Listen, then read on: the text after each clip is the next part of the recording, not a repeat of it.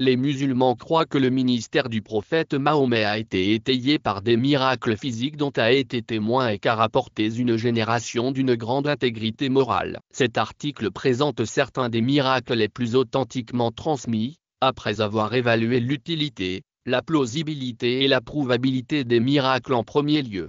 Si le Coran est le plus grand miracle du prophète et qu'il suffit certainement à lui seul, cela n'empêche pas que Dieu lui ait donné de nombreux autres signes miraculeux en même temps que le Coran.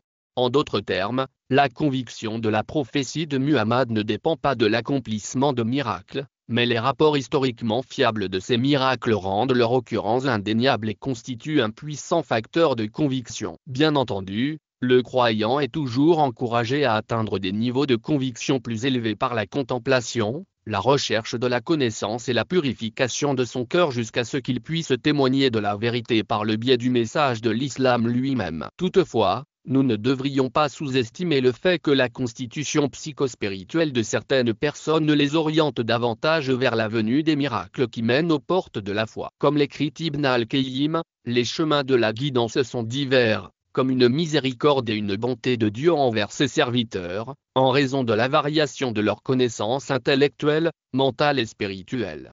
Il poursuit en donnant des exemples montrant que certains sont guidés en reconnaissant la vérité dans le message lui-même, en raison de la pureté de leur propre nature, comme Abu Bakr al-Siddiq, et que d'autres ont reconnu la vérité grâce au caractère impeccable de son porteur, comme Khadija bint Khuwaylid, Un troisième segment de l'humanité a été amené à la foi par Dieu grâce à des miracles, tandis qu'un quatrième a été impressionné par les triomphes et les succès de la vie du prophète, et qu'un cinquième groupe a simplement suivi ses dirigeants qui ont rejoint le bercail de l'islam.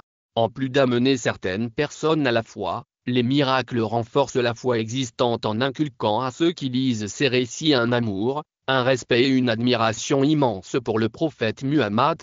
Réfléchir à la miséricorde de Dieu et à l'aide qu'il apporte aux croyants permet à ces derniers de croire fermement en la providence divine et en l'aide qu'elle peut leur apporter dans les moments difficiles. Lire et croire en la réalité de l'omnipotence divine telle qu'elle se manifeste à travers ces miracles permet à une personne de rêver en grand, de repousser ses limites et de se débarrasser de ses croyances autolimitatives. On reconnaît que l'ordre naturel, apparemment figé, est en fait entièrement tributaire de la volonté divine. Telle est l'utilité des miracles et c'est pourquoi les minimiser pour paraître plus rationnels et plus sophistiqués est un grave préjudice pour de nombreux chercheurs sincères. Quant à ceux qui cherchent uniquement à valider leurs croyances préexistantes, le Coran lui-même affirme que les miracles sont futiles pour ceux qui ne sont pas disposés à y croire, même s'ils en étaient témoins de leurs propres yeux. Allah dit, et, même, si nous leur ouvrions une porte des cieux et qu'ils y poursuivent leur ascension, ils diraient, nos yeux n'ont été qu'éblouis. Nous sommes plutôt un peuple de magiciens. Le Coran décrit à plusieurs reprises cette réaction au miracle de la part d'esprits sceptiques à travers les âges et explique pourquoi certains ont encore rejeté l'islam après avoir été eux-mêmes témoins des miracles du prophète.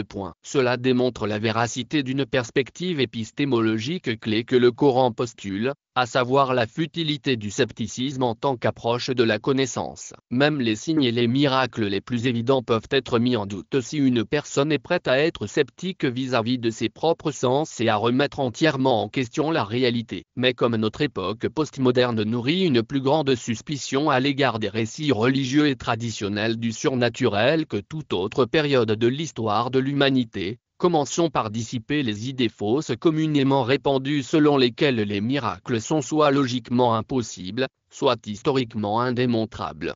La possibilité des miracles pour la majorité des personnes qui croient que Dieu est le créateur de l'univers et qu'il reste un agent volontaire dans le monde, la capacité de Dieu à accomplir des miracles, ou à permettre à d'autres de le faire, est facile à accepter. Après tout, si Dieu a créé les lois de la nature, il s'ensuit logiquement qu'il n'est pas lié par le système qu'il a conçu et qu'il peut également provoquer des événements en dehors de ce système. Les miracles ne posent problème qu'aux athées, qui ne croient pas en Dieu, et aux déistes, qui postulent un Dieu qui n'intervient pas, qui trouveront peut-être rafraîchissant de se familiariser avec les arguments en faveur de l'existence d'Allah dans le Coran et la Sunna.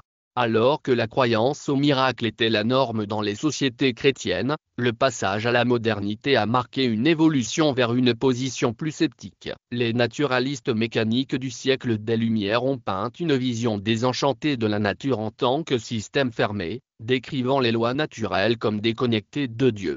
En fin de compte, ils avaient une profonde aversion pour toute suggestion d'intervention miraculeuse. La notion de miracle était communément rejetée parce qu'elle était non scientifique. Le rationaliste néerlandais Baruch Spinoza, mort en 1677, et l'empiriste écossais David Hume, mort en 1776, sont peut-être les plus grands défenseurs de ce point de vue. Tous deux ont utilisé divers arguments pour rejeter la possibilité de miracle, qui souffrent tous d'erreurs factuelles, d'incohérence logique ou d'un manque de pertinence par rapport au miracle du prophète Muhammad.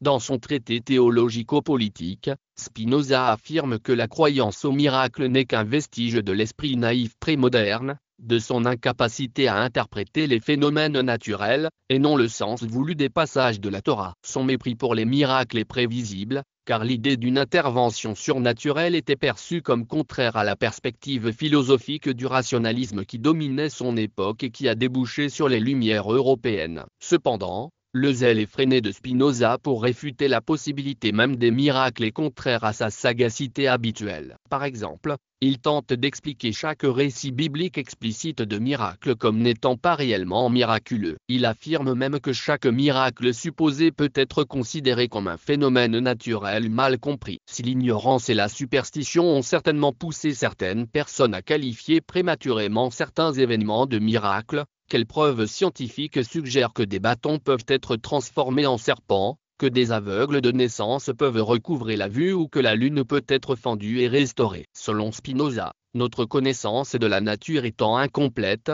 il n'est pas possible d'affirmer qu'un événement particulier est miraculeux puisqu'il peut avoir une explication naturelle non encore découverte. Spinoza présume que les événements inexplicables devraient simplement nous obliger à réécrire notre compréhension des lois de la nature. Cependant, la philosophie moderne des sciences considère que l'argument de Spinoza est fallacieux. Les lois fondamentales de la nature ne sont pas réécrites lorsque des miracles se produisent. Un oiseau miraculeusement ressuscité à partir d'une carcasse démontée ne nous oblige pas à réviser nos connaissances sur la décomposition naturelle des cadavres. Outre cette objection épistémologique au miracle, Spinoza a soulevé une autre objection quasi théologique et ontologique. Si quelqu'un affirmait que Dieu agit en contravention avec les lois de la nature, il serait ipso facto contraint d'affirmer que Dieu agit contre sa propre nature. Mais cet argument est entièrement subordonné à l'acceptation de la conception appauvrie de Dieu par Spinoza. Spinoza considérait que Dieu n'était rien d'autre que la nature elle-même, une vision qui limite si sévèrement le divin que beaucoup sont convaincus que les croyances de Spinoza ne sont pas différentes de l'athéisme. Dans cette optique, il semblerait absurde que la nature se contredise elle-même. Mais lorsque Dieu est le maître suprême de tout ce qui existe, qu'il dissout et que quelque chose vient à l'existence, alors il n'y a aucune objection rationnelle à ce que Dieu intervienne dans sa création et délimite la portée de certaines des lois naturelles qu'il a ordonnées. Il est intéressant de noter que Spinoza a également affirmé que si les miracles étaient vrais, ils impliqueraient que Dieu a créé un monde imparfait qu'il doit continuer à réparer. Non seulement cela contredit son point de vue selon lequel les miracles devraient nous amener à revoir notre compréhension des lois naturelles, mais cela constitue également un argument de paille qui consiste à réfuter une position que personne ne défend en réalité. Les croyants ne prétendent pas que le but des miracles est de réparer un monde défectueux. Ils croient plutôt que celui qui a créé ce monde et les lois qui le régissent peut aussi les suspendre. La faiblesse de la critique de Spinoza était évidente. Ce n'est qu'après la publication par Hume de son enquête sur l'entendement humain que les débats sur la possibilité logique et scientifique des miracles se sont intensifiés. Non seulement les arguments de Hume étaient plus raffinés, mais les paradigmes dominants de l'époque des Lumières, tels que le scepticisme et le naturalisme, étaient propices à une plus large adhésion à ces vues. Hume affirme que nous sommes contraints, par les preuves constantes de l'uniformité de la nature, de rejeter même le témoignage le plus solide d'un événement surnaturel momentané, puisque celui-ci violerait, par définition, les lois éprouvées de la nature. Il justifiait en outre cette attitude par l'absence de preuves historiques d'un quelconque miracle et par la multitude de fidèles qui les revendiquent à l'appui de leurs doctrines contradictoires. Nous verrons bientôt comment le mécanisme unique de transmission des connaissances de l'islam satisfait aux critères de la preuve historique, mais le fait que les différentes religions proposent des récits différents ne justifie pas qu'on les rejette tous. Cela rendrait inutile l'étude même de l'histoire, puisque la méthodologie de tout historien consiste à passer au crible des rapports contradictoires et à les évaluer les uns par rapport aux autres. Hume lui-même a suivi ce protocole lorsqu'il a considéré que le témoignage continu de la nature était plus fort que les récits individuels de miracles. Quant à l'argument de Hume en faveur de la supériorité de la science empirique sur le témoignage historique, il découle de son cadre philosophique, qui était en fait celui d'un agnostique ou d'un athée. Les théistes, en revanche, perçoivent les miracles comme identiques aux phénomènes naturels, dans la mesure où tous deux trouvent leur origine en Dieu. De même que l'univers a été créé sur l'ordre de Dieu et que ses lois fonctionnent selon les ordres de Dieu, des miracles peuvent parfois s'y produire par la volonté de Dieu. La réalité des miracles est en fin de compte une extension de la réalité divine. Tout comme Dieu a prouvé son existence et sa magnificence à travers les brillantes lois de la nature, il a prouvé sa toute-puissance et l'intégrité de ses messagers en enfreignant occasionnellement ces mêmes lois de manière stupéfiante. Enfin, les lois de la nature sont une simple description du monde tel que nous le connaissons, et non une prescription nécessaire à son fonctionnement. Les miracles peuvent donc être simplement des exceptions à l'ordre naturel prédominant, contraire à celui-ci mais non contradictoire. Cela nous délivrerait de la présomption d'inconciliabilité d'Hume et déplacerait notre enquête de la possibilité logique à la documentation historique des miracles. La démontrabilité des miracles ni la possibilité logique qu'un Dieu omnipotent accomplisse des miracles, ni les affirmations historiques sur leur incidence ne constituent une preuve que des miracles ont eu lieu. Il doit y avoir des preuves irréfutables et aucune personne censée ne devrait accepter des récits de miracles sans les examiner de près. Comme on le dit souvent, les affirmations extraordinaires requièrent des preuves extraordinaires. Cependant, nous devons discerner si nous sommes réellement ouverts aux preuves, même si elles sont extraordinaires, ou si nous sommes aveuglément attachés à nos présupposés. La cohérence est un excellent test décisif.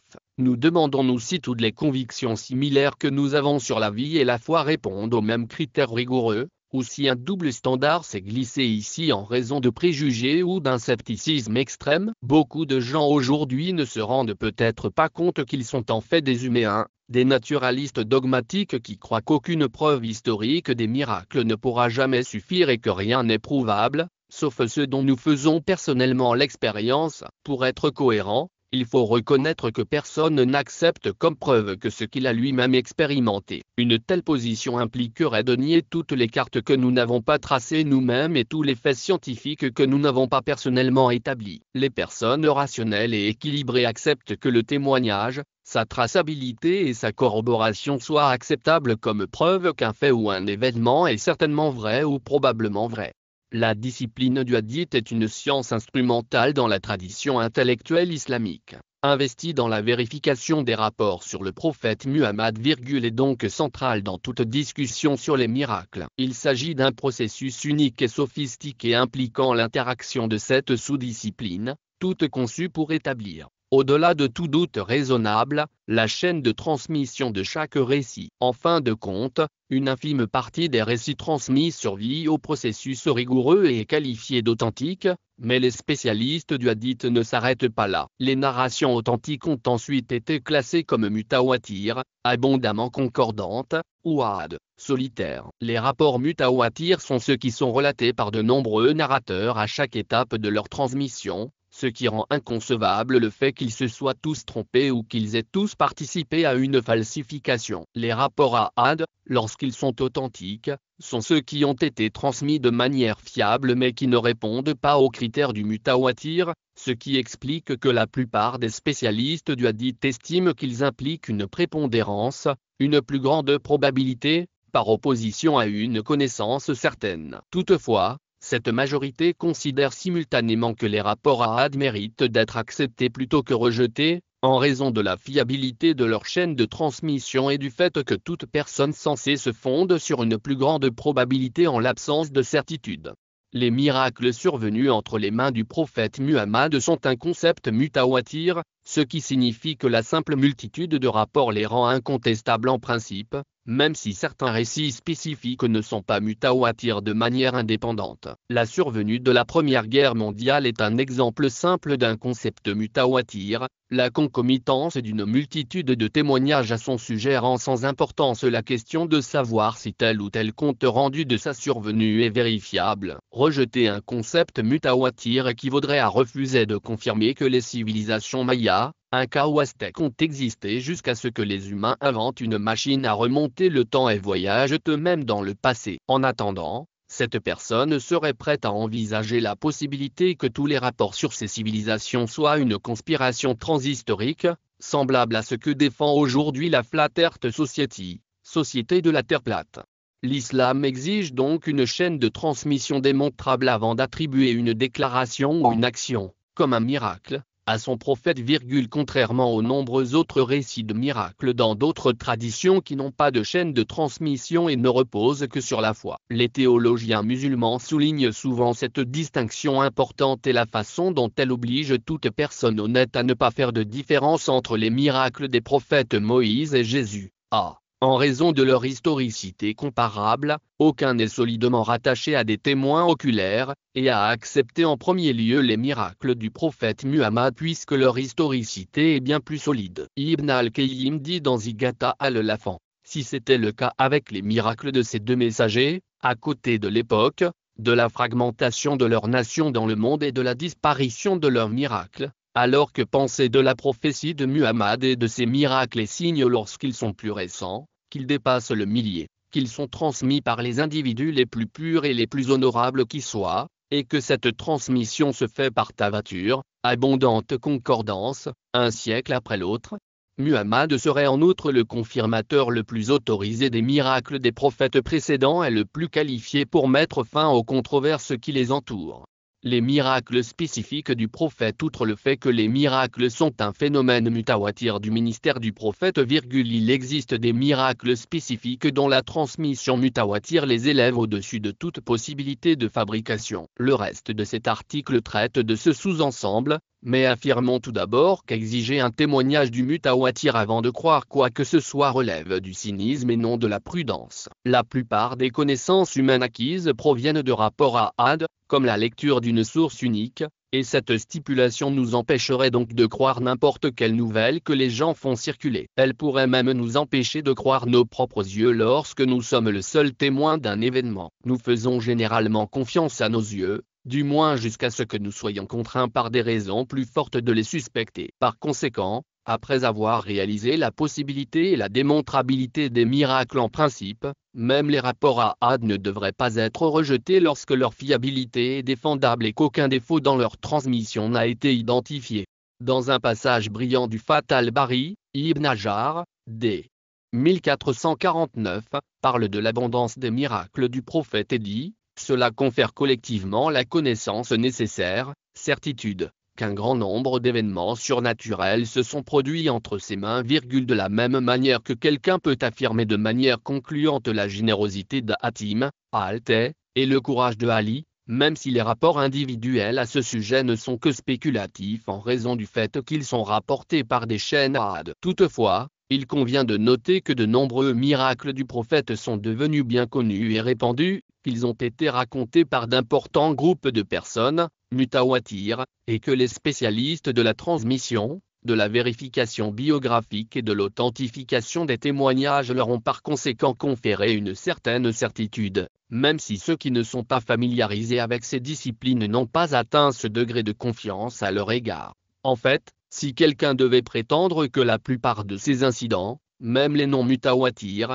ont été définitivement établis, cela ne serait pas tiré par les cheveux car il est indéniable que ces narrateurs ont généralement relaté ces récits avec précision à chaque étape de la transmission. De plus, il n'est pas documenté de la part des compagnons, du prophète, ou de ceux qui les ont suivis un seul rapport contradictoire qui remette en question ces récits, et ce silence nécessite une approbation puisqu'ils sont collectivement au-dessus de la possibilité de fermer les yeux sur le mensonge. Et hypothétiquement, s'ils avaient nié les rapports des uns et des autres sur ces miracles, ce ne serait que parce qu'ils auraient douté de la fiabilité du narrateur, ou l'auraient accusé de mensonge, de mauvaise mémoire ou de sénilité. Quant au contenu de la narration elle-même, personne ne l'a jamais critiqué. Ainsi, même les récits des Ahad concernant des miracles peuvent être considérés comme authentiques et fiables. Malgré cela, les récits suivants de miracles spécifiques se limiteront aux exemples les plus incontestables, ceux qui ont été établis par transmission mutawatir. La lune qui se fend leur est proche, et la lune s'est fendue. Et s'ils voient un miracle, ils se détournent et disent, magie passagère. Ils ont nié et suivi leur désir, et toute affaire sera réglée. Pour tenter de déstabiliser le prophète, les mécréants du clan de Quraysh exigèrent du prophète un signe indéniable, ce qui conduisit Dieu à fendre la lune sous leurs yeux. Le prophète dit alors, témoignez. La foule déconcertée se dit que Muhammad avait dû leur jeter un sort, mais comme il n'avait pas pu jeter un sort à tout le monde, ils décidèrent de demander aux voyageurs des environs s'ils avaient vu ce qu'ils avaient vu. Ils envoyèrent des cavaliers interroger ceux qui se trouvaient au-delà de la ville de la Mecque, et ceux-ci confirmèrent avoir vu exactement le même phénomène dans le ciel nocturne. En fin de compte, les idolâtres de Quraysh choisirent le déni et furent contraints de nier leurs propres yeux. De nombreux éminents spécialistes du hadith ont vérifié de manière indépendante le rapport mutawatir de cet événement miraculeux en examinant ses narrateurs à tous les niveaux de transmission. C'est ce qu'ont fait, entre autres, Al-Subki dans Char Muqtazar ibn al-Ajib, Ibn Hajar dans Al-Amali, Al-Qurtubi dans Al-Mufhim, Ibn Kathir dans Al-Bidaya ou Al-Nihaya, l'imam Al-Munawi dans Char al-Fiya al-Iraqi et Ibn Abd al-Barr, d. 1071. En décrivant les nombreux rapports sur la fente de la lune, Ibn Kathir, m. 1373, attire notre attention sur un aspect essentiel de cet incident. Lorsque la lune s'est fendue, elle n'a jamais quitté le ciel, mais s'est scindée une fois que le prophète a fait un geste dans ce sens et s'est transformée en deux morceaux. Elle n'a fait que planer derrière le mont Hira, plaçant la montagne entre elle et sa contrepartie, comme le décrit Ibn Mas'ud, qui rapporte en avoir été lui-même témoin. L'imam al-Khattabi, mort en 988, a dit la même chose. La fente de la lune était un signe grandiose auquel aucun autre miracle de prophète ne pouvait se comparer, car il s'agissait d'une chose apparue dans le ciel lointain qui était contraire à tous les phénomènes naturels dont ce monde est composé. Il dépasse donc tout ce que l'on peut espérer obtenir par la ruse, ce qui rend sa valeur de preuve encore plus évidente. Parmi les objections bizarres à cet incident, il y a l'attente qu'il y ait des séquelles scientifiquement détectables à un événement surnaturel, comme une perturbation gravitationnelle ou une trace géologique sur la surface de la Lune. Cette objection est cependant fallacieuse. La fission de la Lune était un phénomène miraculeux, qui transcendait l'ordre naturel. On ne voit pas pourquoi on devrait s'attendre à ce qu'un événement surnaturel ait des effets naturels. Un Dieu omnipotent a certainement le pouvoir de fendre un objet astronomique tout en suspendant les effets attendus. Une autre objection consiste à se demander pourquoi les personnes qui ne faisaient pas partie de l'auditoire du prophète n'ont pas vu la lune se fendre. Cette objection très faible est fondée sur une fausse présomption concernant les archives historiques et la visibilité mondiale d'un miracle qui était destiné au public du prophète. Les érudits classiques comme Al-Zajjaj ont proposé de nombreuses réponses possibles pour répondre à cette question. L'une d'entre elles est que les habitants de la région de la Mecque ont effectivement confirmé le miracle et que les autres lieux géographiques étaient soit en plein jour, soit à une heure plus avancée de la nuit, lorsque pratiquement personne n'est réveillé et n'inspecte le ciel. Une autre possibilité est le manque de visibilité, ou le fait que quelques autres personnes l'ont vu dans le monde entier mais ont supposé qu'il s'agissait d'une hallucination, ou ont craint d'être accusés d'une telle chose, ou l'ont partagé avec d'autres personnes mais n'ont pas été prises au sérieux. Les gens identifient et rapportent les événements en fonction du contexte. Une vision étrange dans le ciel, momentanément décontextualisée, aurait peu de chances d'être crue, rapportée ou documentée, et encore moins d'être transmise. Le voyage nocturne, gloire à celui qui a emmené de nuit son serviteur, Muhammad, de la mosquée sacrée à la mosquée la plus éloignée, dont nous avons béni les abords, afin de lui montrer nos signes. C'est lui seul qui entend et voit tout. Le prophète Muhammad a été emmené de la Mecque à Jérusalem et en est revenu en une seule nuit, un voyage qui aurait normalement pris un mois entier pour n'importe quel voyageur au 7e siècle. Lorsque les païens ont eu vent de cette histoire le lendemain matin, Ils se sont mis à jubiler dans l'espoir de prouver enfin que Mahomet était un fou. Ils se précipitèrent pour rassembler tout le monde autour de lui et, à leur grande joie, les gens tombèrent littéralement de leur siège de rire en entendant ce récit ridicule du prophète. Attristé par leur moquerie et leur incrédulité, il se rendit à la Kaaba où il loua Dieu et lui demanda de faire réapparaître Jérusalem. À la consternation de toutes les personnes présentes, le prophète se mit alors à décrire cette ville bénie dans les moindres détails, comme s'il la parcourait en ce moment même. Les gens se tournèrent nerveusement vers les marchands Mécois qui, contrairement à Muhammad, étaient connus pour fréquenter Jérusalem, pour constater qu'ils admettaient l'exactitude de ses propos. Nombreux sont ceux qui le nient encore et s'en vont, frustrés. Comme l'histoire a tendance à se répéter, les principaux critiques de l'islam aujourd'hui, comme les nouveaux athées Richard Dawkins et Samari, aiment également se moquer des musulmans qui rejettent le réalisme scientifique et acceptent que Mahomet ait volé au ciel sur un cheval ailé. Cette attitude témoigne d'une méconnaissance manifeste de la foi islamique, en plus d'un raisonnement fallacieux qui nuit à l'entreprise scientifique. En ce qui concerne leur manque de connaissance des sources islamiques, il faut savoir que la créature appelée Al-Burak n'était absolument pas un cheval ailé et n'a jamais été décrite comme telle par le prophète Muhammad. Il y a des choses que vous faites peut-être et qui vous éloignent d'Allah. Si vous voulez savoir quoi, cliquez sur le lien dans la description de la vidéo. En outre, les récits mentionnent explicitement qu'Al-Burak a emmené le prophète à Jérusalem. Le mécanisme par lequel Dieu a élevé le prophète au ciel est une question différente, comme cela a été discuté dans la tradition islamique. Quant à l'erreur logique qui sous-tend cet argument, elle ne repose que sur ce que l'on appelle l'argument d'incrédulum, l'argument de l'incrédulité. Il s'agit de ridiculiser une croyance uniquement parce qu'elle semble inimaginable et fantastiquement étrangère au monde naturel. Pourtant, c'est bien la conséquence logique de la croyance en un Dieu omnipotent que de tels miracles sont entièrement à sa portée. De plus, l'argument de l'incrédulité entraînerait la disparition de la science, car c'est la science qui défie continuellement notre imagination de ce qui est possible, dévoilant le monde insondable de la mécanique quantique, mettant en lumière la possibilité de dimensions multiples, et ainsi de suite. Rejeter quelque chose d'emblée sur la seule base de l'incrédulité sonnerait le glas de l'entreprise scientifique, qui nous pousse à explorer les frontières au-delà de ce qui est imaginable.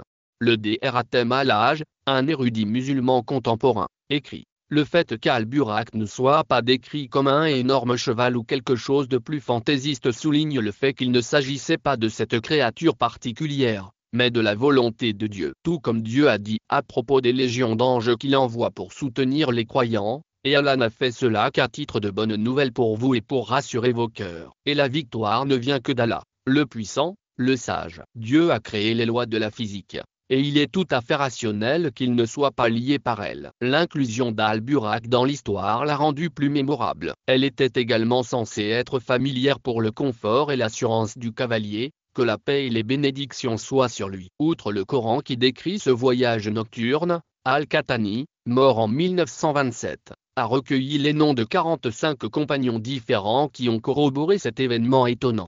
Dans l'une de ses narrations, Esha, rapporte que même certains musulmans ont estimé que ce miracle était trop scandaleux pour être accepté et qu'ils ont apostasié ce matin-là en conséquence. Ils se précipitèrent vers son père, Abu Bakr, et lui dirent en signe de protestation: ton compagnon prétend qu'il a été emmené à Jérusalem la nuit dernière. Abu Bakr demanda: a-t-il dit cela? Ils répondirent: oui. Il dit: s'il a dit cela, il a dit la vérité. Ils dirent: vous êtes prêts à croire qu'il a été transporté à Jérusalem en une seule nuit? Il répondit: oui, car je le crois sur un point encore plus étonnant, je crois qu'il reçoit des messages du ciel en un clin d'œil. Esha, dit que c'est à partir de ce jour qu'Abu Bakr fut couronné du titre d'Al-Siddiq, le confirmateur de la vérité.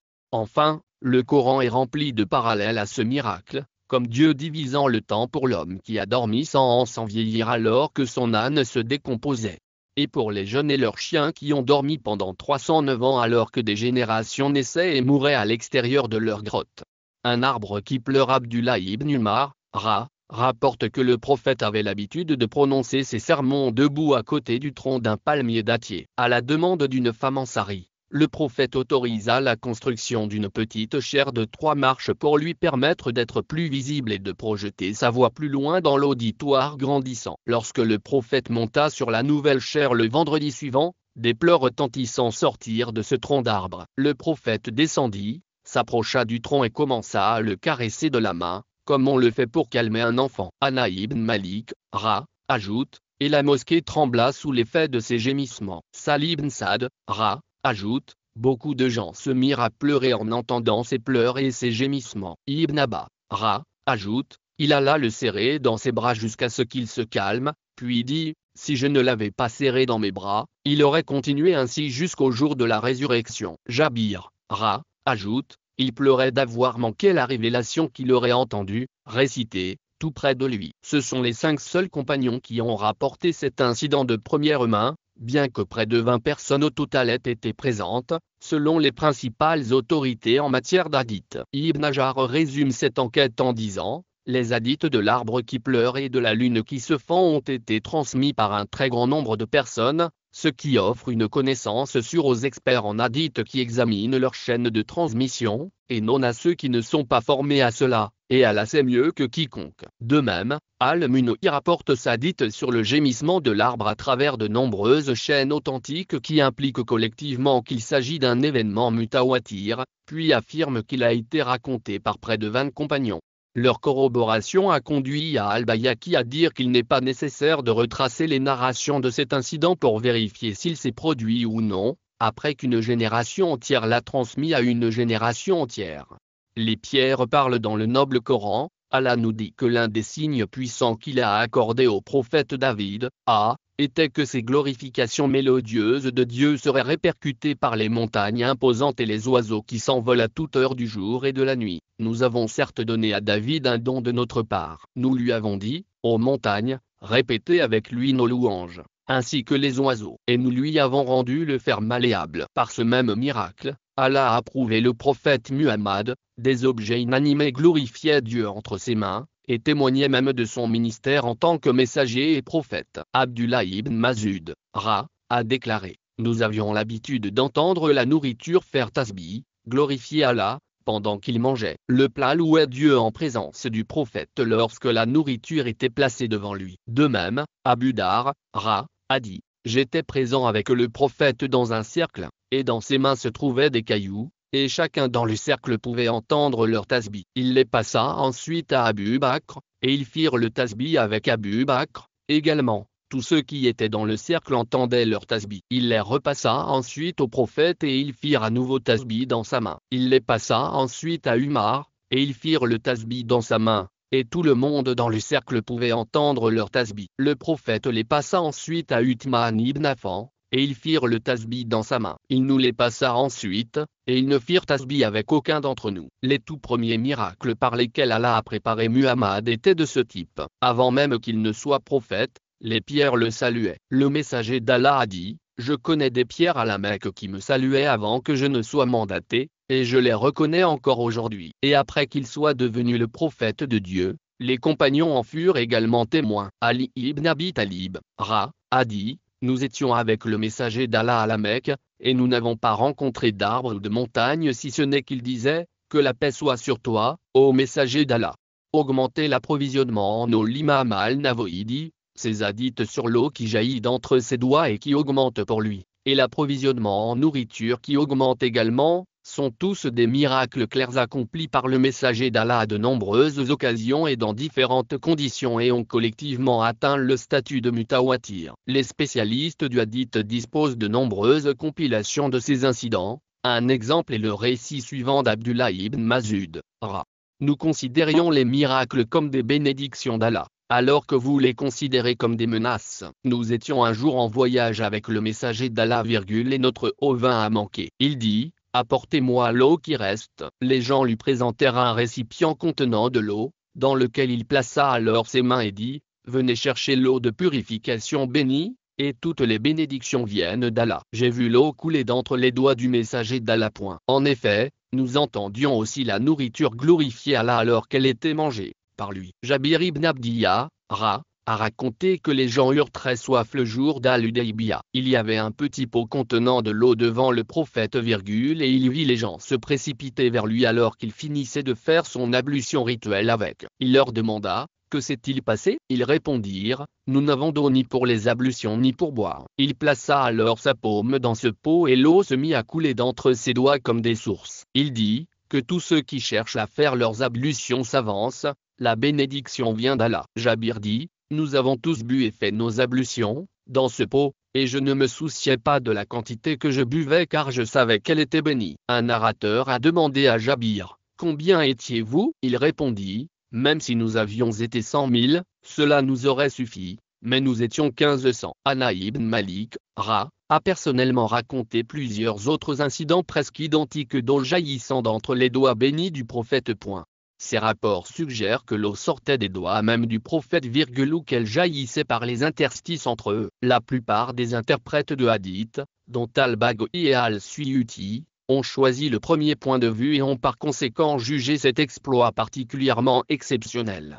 Augmentation de l'approvisionnement en nourriture. Salama ibn al-Akvara raconte: un jour, nous sommes partis en expédition avec le messager d'Allah et avons fait face à de grandes difficultés, et avons décidé d'abattre certains de nos animaux de monte, pour la nourriture. Le messager d'Allah nous a ordonné de mettre en commun nos rations de nourriture. Nous avons donc étendu une feuille et du cuir où les rations de chacun étaient rassemblées. Je me suis étiré pour évaluer la quantité, et il ne s'agissait que de la surface sur laquelle une petite chèvre pouvait s'asseoir. Nous étions 1400 personnes, et nous avons chacun mangé à notre faim, puis nous avons rempli nos sacs de provisions. Le messager d'Allah dit alors: y a-t-il de l'eau pour faire les ablutions? Un homme s'avança avec un petit récipient qui contenait très peu d'eau, que le prophète vida dans un bassin plus large. À partir de cette quantité, tous firent minutieusement leurs ablutions. 8 personnes vinrent plus tard et dirent: reste-t-il de l'eau pour faire les ablutions? Le messager d'Allah répondit: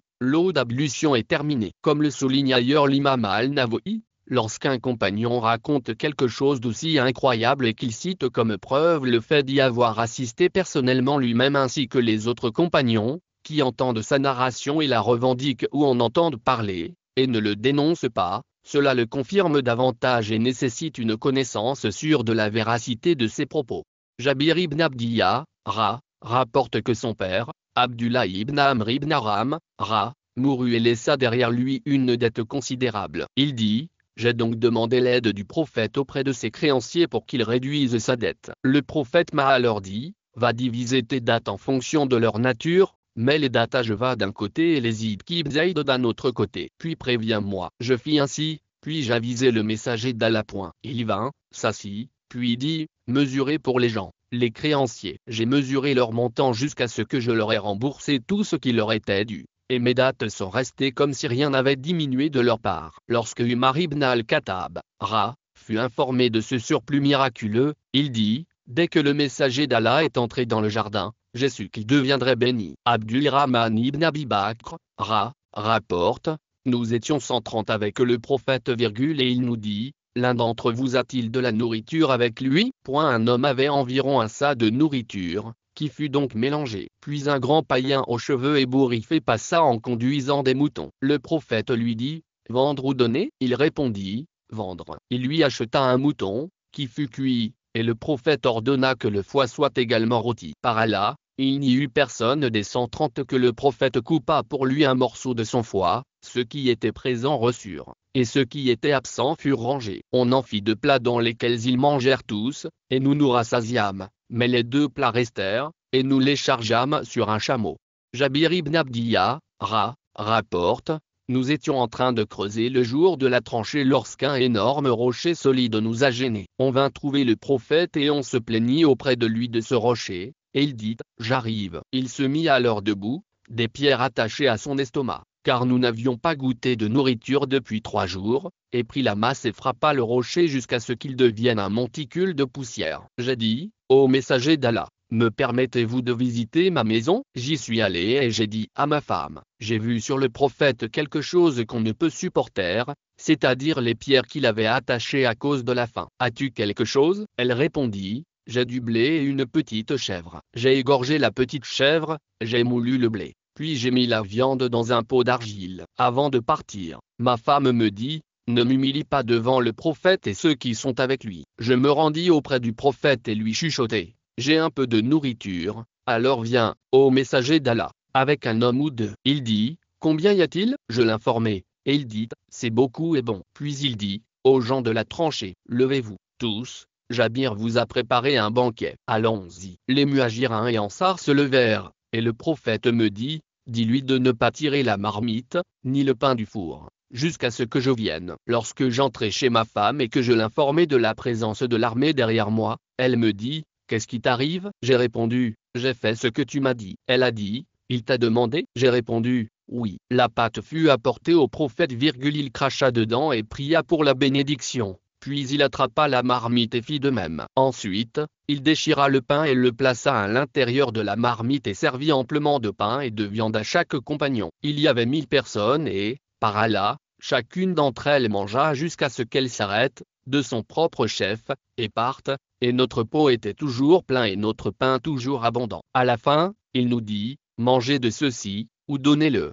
car les gens, de Médine, ont été frappés par la faim. Anas ibn Malik, rapporte, Abu Talha a dit à Sulaim, j'ai entendu la voix du messager d'Allah reflétant la faiblesse, et j'ai pu y reconnaître la faim. As-tu quelque chose? Elle répondit, oui. Elle sortit plusieurs pains de blé, les enveloppa dans son voile, puis les glissa sous mon bras et m'enveloppa avec la partie restante du voile. Elle m'envoya vers le messager d'Allah et, en arrivant à la mosquée, je trouvai des gens avec lui. Je me tins à côté d'eux, jusqu'à ce que le messager d'Allah me dise, Abu Talha t'a-t-il envoyé? Je répondis, oui. Il dit, avec de la nourriture? J'ai dit, oui. Le messager d'Allah alors dit aux gens, allons-y. Ils partirent, et je partis devant eux jusqu'à ce que j'atteigne Abu Talha et que je l'en informe. Abu Talha dit, Sulaim, le messager d'Allah est venu, accompagné de nombreuses personnes, et nous n'avons rien pour les nourrir. Elle répondit, Allah et son messager savent mieux que nous. À son arrivée,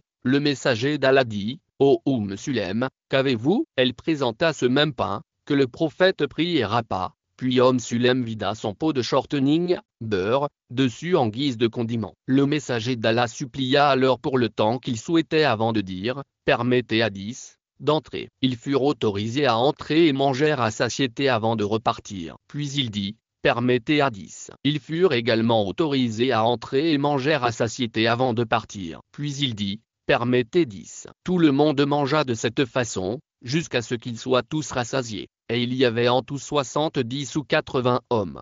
Prière exaucée à Al-Qadi dit, les supplications du prophète étant exaucées pour ceux pour qui et contre qui il a prié et mutawatir en principe, connu par nécessité. Il voulait dire que Dieu a répondu aux prières du prophète en de si nombreuses occasions, et cela a été corroboré par le témoignage de tant de personnes, qu'en douter serait tout à fait irrationnel. Une armée musulmane en infériorité numérique et mal équipée s'est vue accorder la victoire par Dieu à la bataille de Badr. Du lait a été tiré des mamelles d'une chèvre qui n'allaitait pas et la pluie a coulé d'un ciel sans nuages. Tout cela en vertu du fait que le prophète a levé ses paumes vers les cieux, et ceux qui ont passé le moins de temps avec lui ont été témoins de ces événements et beaucoup en ont été convaincus. Anas ibn Malik, raconte, alors que le prophète prononçait un jour le sermon du vendredi, un homme se leva et dit, ô messager d'Allah, les chevaux et les moutons ont péri. N'invoqueras-tu pas Allah pour qu'il nous bénisse de la pluie? Le prophète leva les mains et supplia alors que le ciel était aussi clair que du verre. Soudain, le vent souffla, chassant ensemble les nuages et provoquant une forte pluie. Nous sommes sortis de la mosquée en pataugeant dans l'eau jusqu'à ce que nous atteignions nos maisons. Il continua à pleuvoir jusqu'au vendredi suivant, lorsque le même homme, ou un autre, se leva et dit, ô messager d'Allah, les maisons se sont presque effondrées, s'il vous plaît, demandez à Allah de ne pas faire pleuvoir. En entendant cela, le prophète sourit et dit, ô Allah, qu'il pleuve, autour de nous et non sur nous. Je regardai les nuages et constatai qu'ils se séparaient en formant une couronne autour de Médine. Abu Hurayra, raconte qu'il vint un jour voir le prophète avec des larmes dans les yeux, ce qui lui fit demander, qu'est-ce qui te fait pleurer, ô Abu Hurayra? Il répondit, je ne cesse d'inviter ma mère à l'islam, mais elle continue de le rejeter. Aujourd'hui, Je l'ai invité à nouveau et j'ai entendu de sa bouche des paroles douloureuses à ton sujet. Priez pour qu'Allah ouvre le cœur de la mère d'Abu Hurayra à l'islam. Le prophète s'exécuta et dit, ô Allah, guide la mère d'Abu Hurayra. Abu Hurayra raconte, j'ai quitté l'espoir en raison de la prière du prophète et je suis rentré à la maison pour trouver la porte partiellement ouverte et je pouvais entendre l'eau éclabousser à l'intérieur. Lorsque ma mère entendit mes pas, elle me dit, reste où tu es, ô Abu Hurayra. Après s'être rhabillée, elle me demanda d'entrer. Lorsque je suis entré, elle a dit, j'atteste que nul n'est digne d'adoration à part Allah, et j'atteste que Muhammad est son serviteur et messager. Je retournai auprès du prophète en pleurant de joie. Tout comme une heure plus tôt j'étais parti en pleurant de tristesse, et je lui dis, grande nouvelle, ô messager d'Allah. Allah a exaucé ta prière et a guidé la mère d'Abu Hurayra vers l'islam. Il loua Allah et le remercia, puis je lui dis, ô messager d'Allah, prie Allah de nous rendre, ma mère et moi, bien-aimés de ses esclaves croyants, et de les rendre bien-aimés de nous. Il m'obligea, et il n'y a pas depuis un esclave croyant qui entende parler de moi, ou qui me voit, sauf qu'il m'aime. Abdullah ibn Abba raconte, une fois, j'ai placé de l'eau pour le prophète à son entrée dans les toilettes, afin qu'il puisse faire ses ablutions. Il demanda, qui a placé cela? On lui répondit que c'était moi qui l'avais placé. Il dit alors, ô Allah, accorde-lui une compréhension profonde de la religion et apprends-lui à interpréter le Coran. Peu après la mort du prophète, même les plus anciens compagnons reconnurent que ce jeune homme avait développé une prouesse unique lorsqu'il s'agissait de comprendre le Coran et d'en élucider les nuances. 14 siècles plus tard, presque tous les ouvrages sunnites crédibles sur le commentaire du Coran considèrent les explications d'Ibn Abba comme faisant autorité, sont remplis d'exemples et témoignent qu'il était Turjuman al-Quran, le maître interprète du Coran. Ana ibn Malik raconte, le messager d'Allah nous rendit un jour visite à la maison alors qu'il n'y avait personne d'autre que moi, ma mère, Sulem, et sa sœur, Aram. Ma mère lui dit, ô messager d'Allah, voici ton petit serviteur, Anna, invoque la bénédiction d'Allah sur lui. Il supplia qu'on m'accorde tout bien, et voici ce qu'il dit pour conclure sa supplication, ô Allah, augmente-le dans ses biens et sa descendance, et bénis-le dans ce que tu lui accordes. Par Allah, ma fortune est certes devenue abondante, et mes enfants et petits-enfants, réunis, dépassent certainement la centaine aujourd'hui. Abdullah ibn Umar raconte que le prophète a dit un jour, ô Allah, honore l'islam par le plus cher de ces deux hommes à tes yeux, par Abu Jahl ou par Umar ibn al-Khattab. Ibn Umar dit, et le plus cher d'entre eux s'est avéré être Umar. En effet, aucune personne parmi les compagnons du prophète n'a honoré l'islam en faisant progresser sa présence publique comme Umar, comme Ibn Mas'ud, avait l'habitude de dire, nous sommes restés puissants depuis le moment où Umar a embrassé l'islam. Même après la mort du prophète, c'est l'impact unique de Umar sur la diffusion de la lumière de l'islam qui a poussé l'historien Michael Har à le présenter dans son livre Tessan, a ranking of the most influential person in history, laissant un classement des personnes les plus influentes de l'histoire. Abu Amra al-Ansari, rapporte qu'au cours d'une bataille aux côtés du messager d'Allah, les gens souffraient à nouveau d'une grande faim, et Umar, dit, ô messager d'Allah, si tu le juges bon, tu peux rassembler ceux qui restent de nos rations. Nous les rassemblerons, puis vous invoquerez Allah pour qu'il les bénisse, car Allah le bénit et l'exalté nous délivrera certainement grâce à votre supplication. Certains apportèrent une seule poignée, et personne n'avait plus d'un sa de date. Le messager d'Allah rassembla le tout, puis se tint debout et supplia aussi longtemps qu'Allah le voulut. Ensuite, il appela l'armée à venir avec leurs récipients et à les remplir, et il ne resta pas un seul récipient dans toute l'armée sauf qu'il le remplissait. Le messager d'Allah sourit jusqu'à ce qu'on voie ses molaires et dit, j'atteste que nul n'est digne d'adoration en dehors d'Allah et que je suis le messager d'Allah. Aucun esclave ne rencontre Allah avec ces deux affirmations sans en douter mais qu'il entrera au paradis. Ibn Taymiyyah dit, il est connu que lorsqu'Allah habitue quelqu'un à ce que ses prières soient exaucées, cela ne se produit qu'en conjonction avec la droiture et la religiosité. Lorsque quelqu'un prétend à la prophétie, il est soit la personne la plus pieuse, dans ce cas, il est véridique, soit la personne la plus méchante, dans ce cas, il ment. Mais si Allah l'habitue à répondre à ses supplications, c'est qu'il n'est pas méchant, mais au contraire pieux. Même si la prétention à la prophétie n'était accompagnée que de droiture, de la part du prétendant, sans miracle, Cela nécessiterait qu'il soit un véritable prophète, car une telle personne ne peut pas être quelqu'un qui ment délibérément, ni une personne illusoire qui se prend pour un prophète. En résumé, les miracles ne sont pas la seule preuve de sa prophétie et ne sont pas non plus des preuves infondées. En raison de leur transmission mutawatir, les preuves historiques qui les étayent sont stupéfiantes et confèrent une telle certitude que leur négation nécessiterait de rejeter les miracles de tous les autres prophètes et de rejeter tous les faits de la connaissance acquise. Quant aux présumés arguments logiques et scientifiques contre les miracles, ils ne découlent que d'une philosophie erronée, comme l'affirmation indéfendable que Dieu n'existe pas ou qu'il n'est rien d'autre que la nature elle-même. Cependant, lorsque de tels paradigmes constituent l'étau de la culture dominante d'aujourd'hui, et lorsque les humains ont une telle propension à la pensée de groupe, la question de savoir si ces positions sont intellectuellement défendables devient sans importance. C'est pourquoi Dieu encourage la réflexion tout au long du Coran, nous libérant ainsi de l'endoctrinement qui résiste aux preuves évidentes de la prophétie. Dit, ô prophète, je ne vous conseille qu'une chose, si vous prenez position pour Dieu, individuellement ou à deux, réfléchissez. Votre compagnon, Muhammad, n'a certainement aucune trace de folie, il n'est pour vous qu'un avertisseur avant l'arrivée d'un châtiment sévère. Ce verset est un appel au courage, car l'honnêteté et la